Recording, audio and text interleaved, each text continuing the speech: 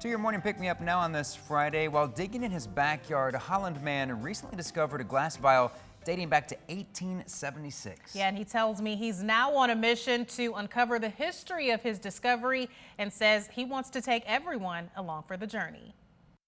It's about like 2 feet, 1.5 to 2 feet down where we'd start finding stuff. Why did you go digging around back here? What made you do that?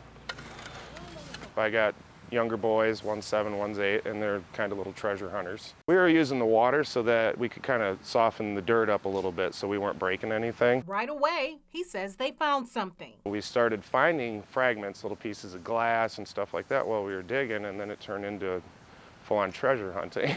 First, just bits and pieces. Then about an hour in, the first glass vial all in one piece, and then... And we came across this bottle, and we got super excited. A second glass vial dated 1876 with the name Heber Walsh on it. I'd never at that point even heard of Heber Walsh, and then started doing a little research. So did we, reaching out to the Holland Museum's registrar, who explained just about anybody might find things from the past buried underground. Well, back then they wouldn't have had waste management. They would have just been throw it under the house or in the outhouse, or you'd find things behind the walls. A common practice back in those days. This house was built in like 1896. And maybe looked more like this. The settler's house in Holland, just blocks away from where the Heber Walsh vial was discovered.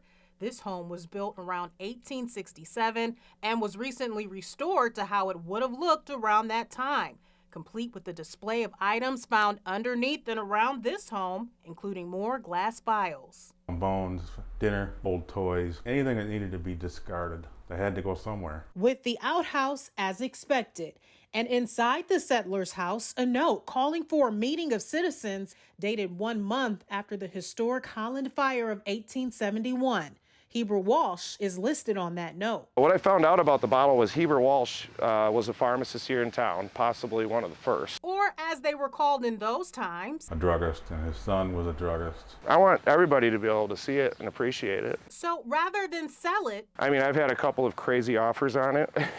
I don't really want to say on camera. he wants to donate the items, maybe to the Holland Museum, a welcome addition to their collection. Well, we collect stories, and that bottle with his name on it is a story.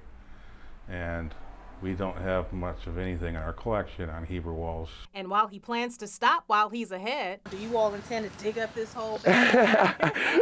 No, I don't think we're going to tear up the whole backyard. I don't think my wife would like that too much. We're going to go a little bit further. This journey is only beginning. Kind of bring Heber Walsh back to life for a little bit. And you might have noticed the bottle also has Holland on it. Ultimately, Rick with the Holland Museum says they just had no other way to throw things away. Some sources say mass waste management didn't become a common practice until the 1890s. Maybe I need to start digging up my backyard. We'll see what's there. All right, in the way of weather, we have an enjoyable day ahead of us.